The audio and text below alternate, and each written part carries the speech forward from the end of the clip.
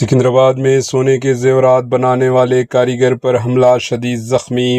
تلنگانہ کے دارالحکومت شہر حیدرآباد کے سکندرآباد کے مہنکالی پولیس اسٹیشن لمٹس میں سونے کے زیورات بنانے والی ایک ورک شاپ میں ایک کاریگر پر دوسرے شخص نے مبینہ طور پر حملہ کر دیا۔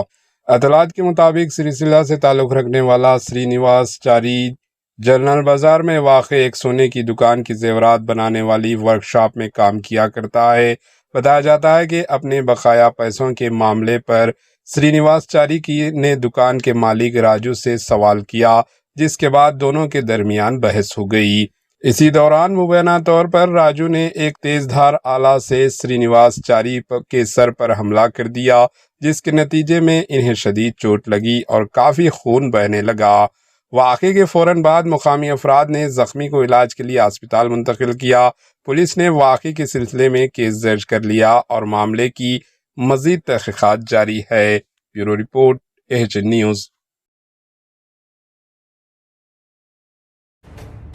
AHN نیوز کے YouTube چینل کو سبسکرائب کریں اور بیل آئیکن کو دبانا نہ بھولیں تاکہ آپ کو ہر نئی آنے والی ویڈیو کا نوٹیفیکیشن بر وقت مل سکے۔